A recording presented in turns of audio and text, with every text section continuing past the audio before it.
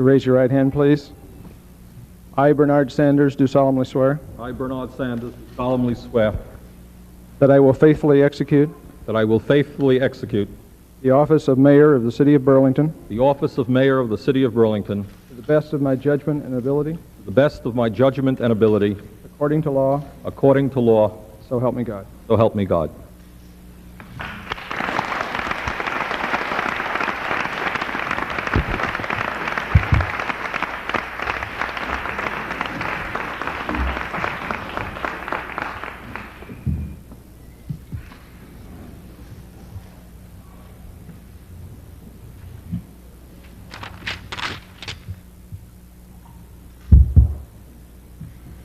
Thank you all for coming. First, my congratulations to the new members of the Board of Aldermen on the taking of their seats today. My expectation is that this will be an extremely productive and exciting year for this City Council and for the people of Burlington. Welcome aboard. On March meeting day, not only were new members elected to the Board of Aldermen and a mayor re-elected, but the people of the city gave approval, overwhelming approval, to every ballot item that this city government placed before them. This indicates to me that the citizens of Burlington are proud of the direction in which our city is moving, have confidence in the future, and in their local government. Before I discuss some of the issues of local concern that we must address during this coming year, I would like to briefly touch upon the relationship of city government to our federal government and to our state government. As many of you know, it is my very strong belief that no city, not Burlington, Vermont, or any other city in this nation, is an island unto itself. Burlington is part of Vermont, is part of the United States. And what happens in Montpelier and what happens in Washington is of extraordinary importance to the lives of our people. As you also know, I hold the view that local government, which is that form of government closest to the people, should play a major role in attempting to influence the priorities of federal government and state government. More than federal government, more than state government, we deal on a day-to-day basis with the problems and the aspirations of our citizens. We deal with a housing crisis, for example, not in theoretical mega billion-dollar terms, but in phone calls from constituents who have no place to live or are taking money out of their food budget to pay outrageously high rents.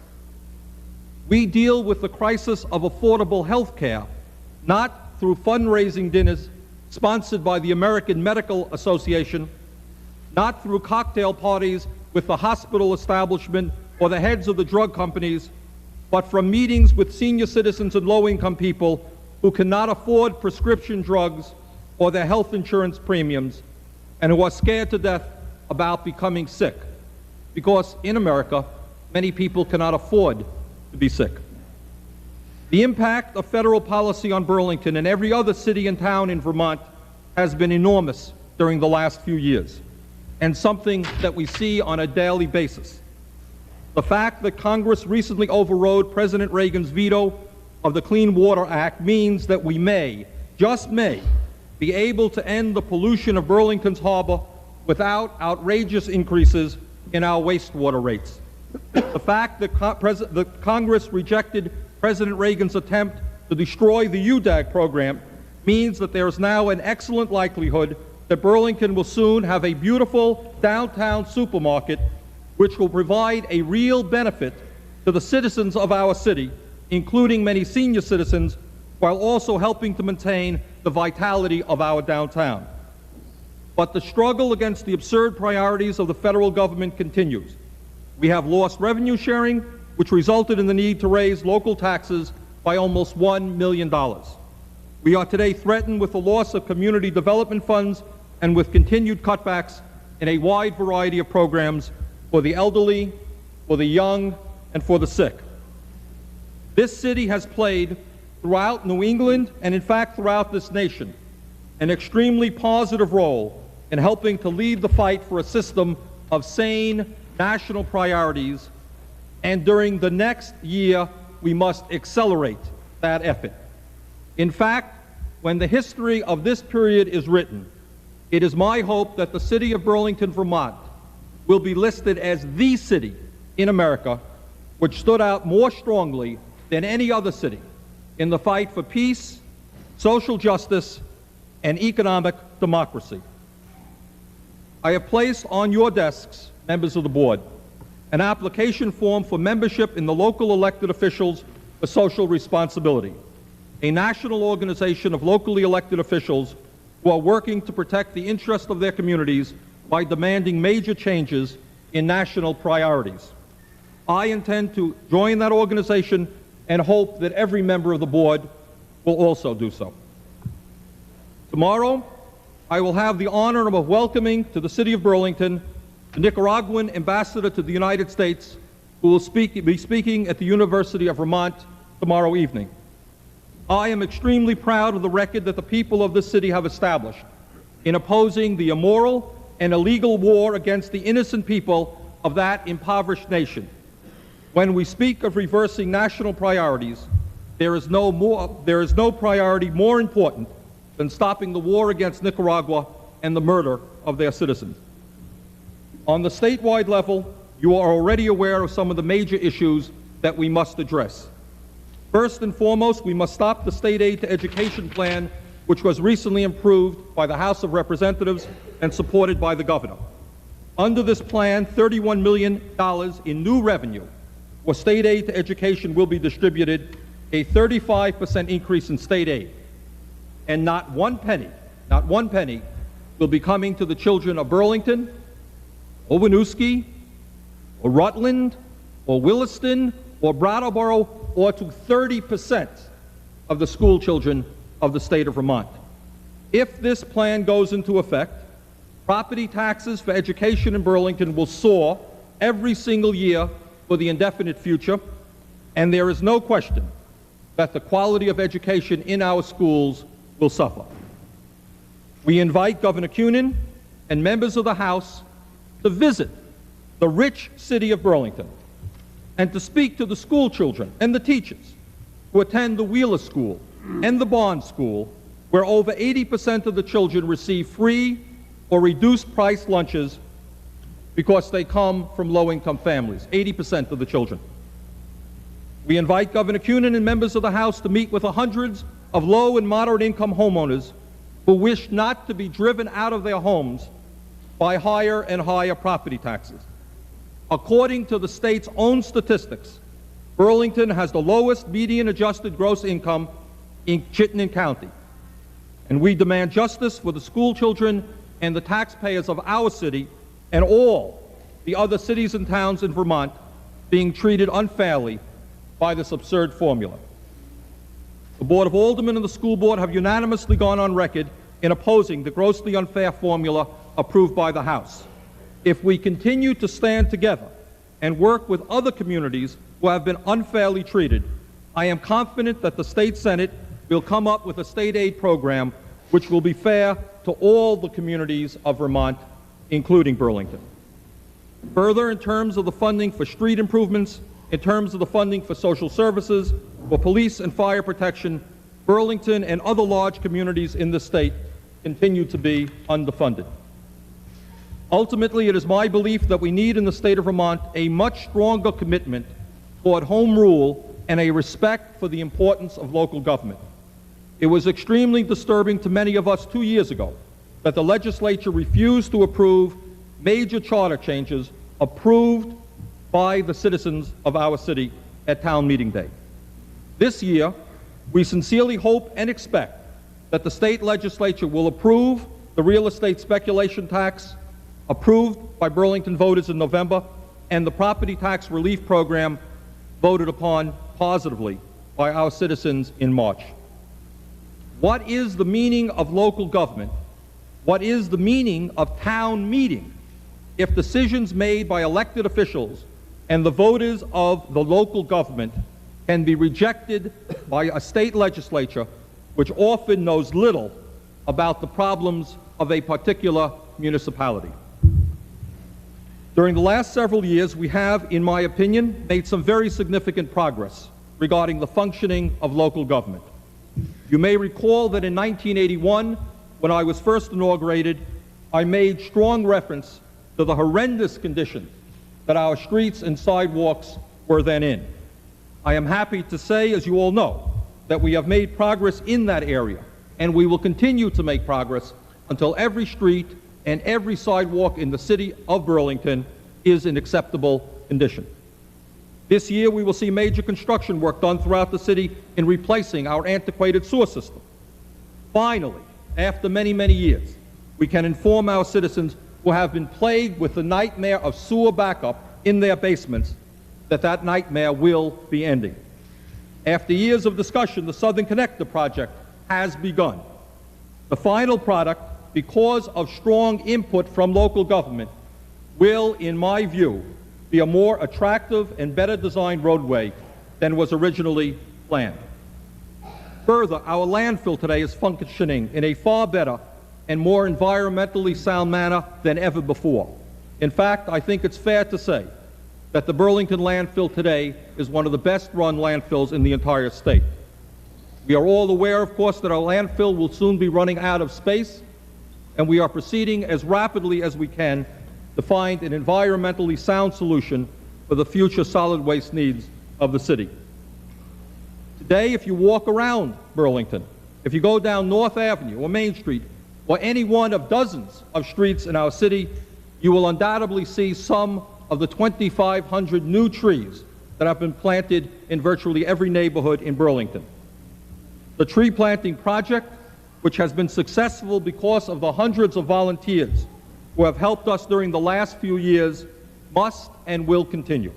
In fact, this year, Burlington, in cooperation with the business community, will have the most exciting and significant beautification effort that we have ever seen.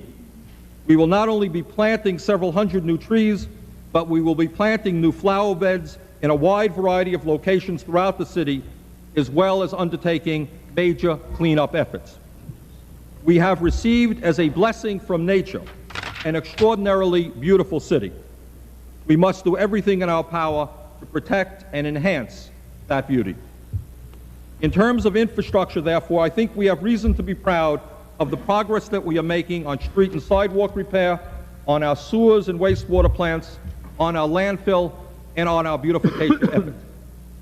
When we think of infrastructure, when we think of the beauty of the city, our thoughts immediately take us to the most extraordinary resource that we possess, Lake Champlain, our waterfront.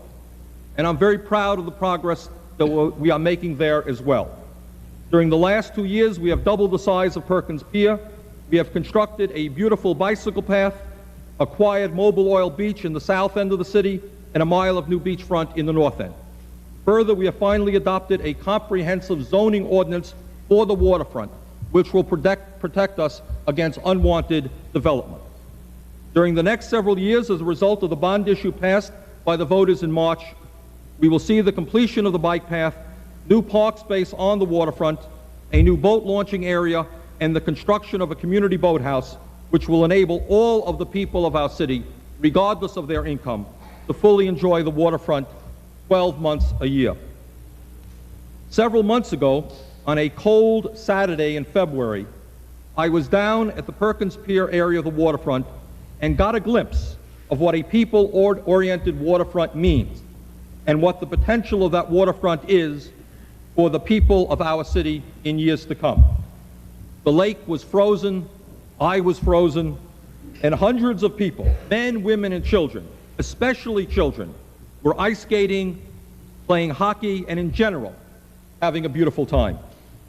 If we do our job right, and I am confident that we will, I predict to you that in years to come, we will find not hundreds, but thousands of our citizens down on that waterfront in every season of the year, whether it is for swimming, boating, and fishing, or ice skating, cross-country skiing, ice fishing, hockey, concerts, festivals, or whatever.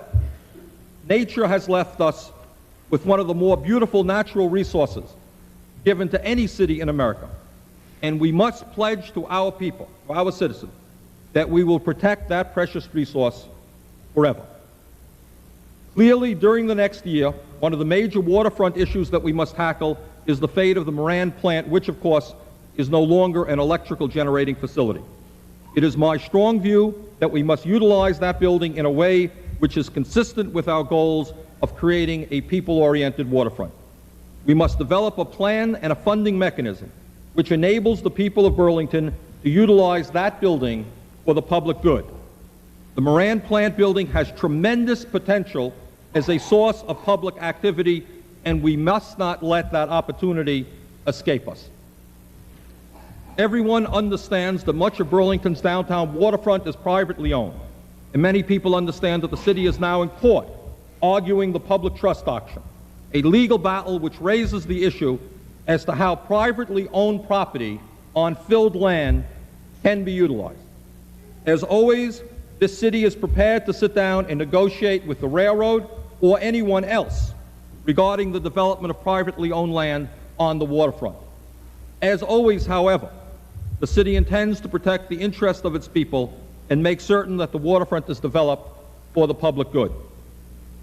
Ultimately, there is no more important issue for local government than the funding of municipal services.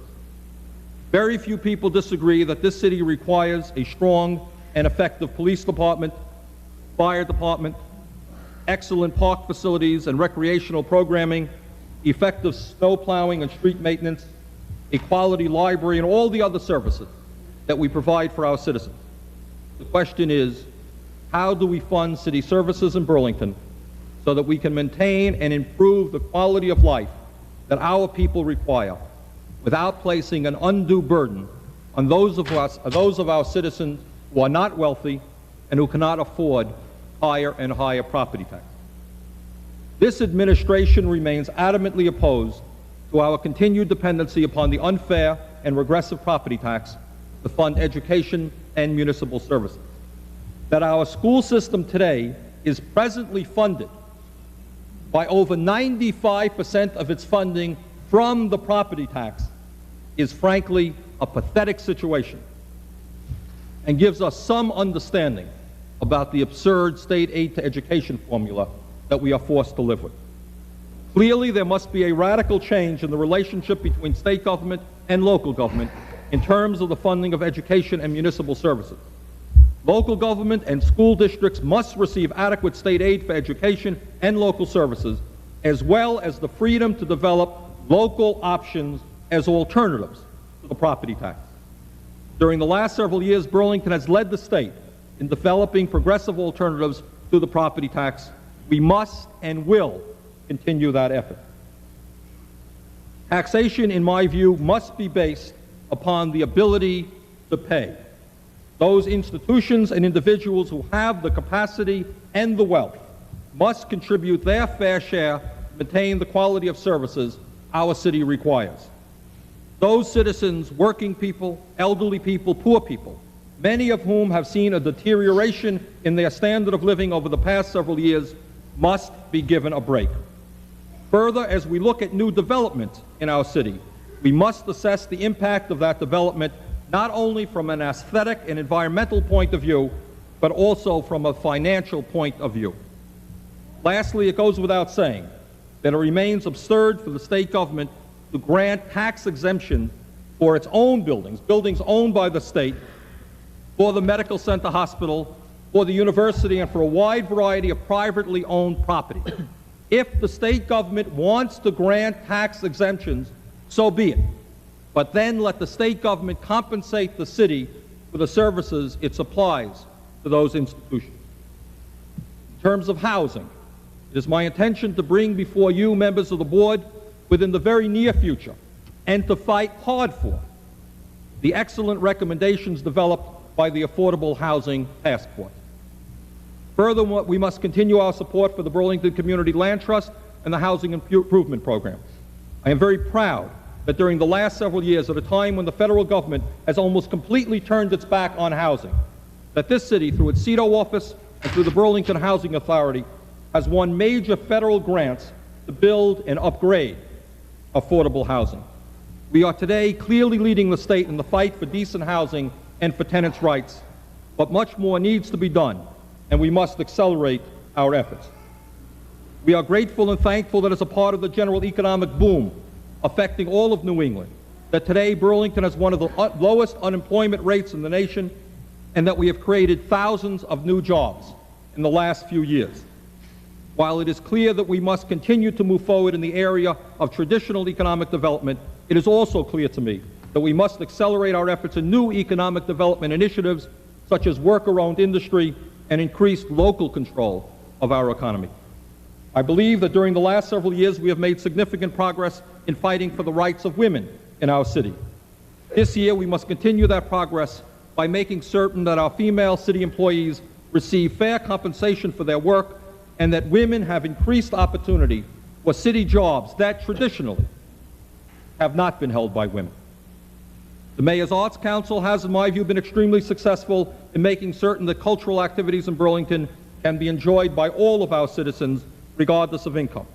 On April 23rd, we will be holding an open meeting in City Hall Auditorium to assess what we have accomplished and where we as a city should be going in the future in terms of the arts and cultural programming.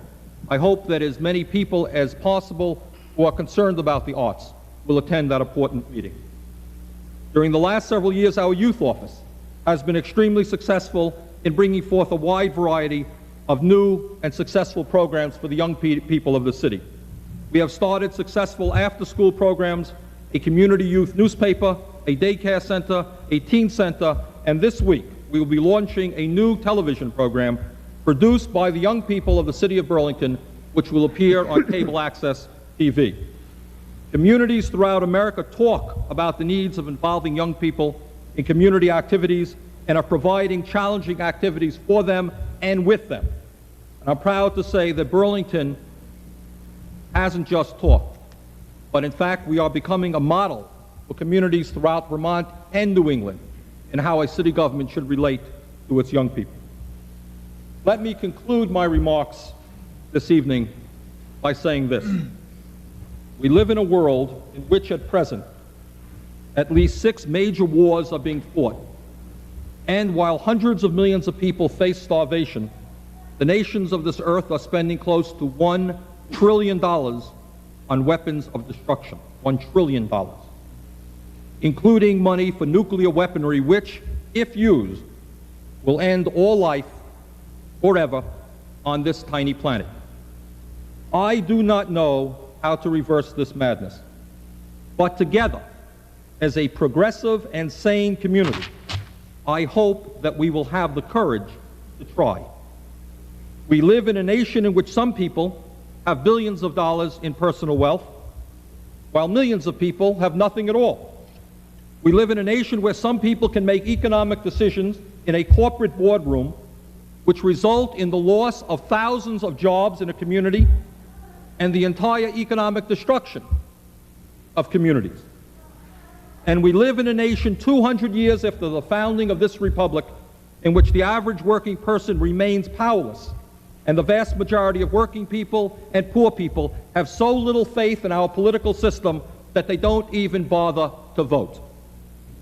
How do we develop an economic system in which technological innovation is used for humanity and not against humanity? How do we develop an economic system which guarantees the basic necessities of life to which all human beings are entitled? Frankly, I don't know the answer, and I don't think that there are any simple answers. But I hope that this city government will play a leadership role among all cities in this country in exploring all of the options. Burlington, Vermont is a small city in a small state. And while it is true that our economic and financial resources are very limited, it is also true that our courage, our imagination, and our vision for the future can be as unlimited and as bold as we wish it to be. Thank you very much.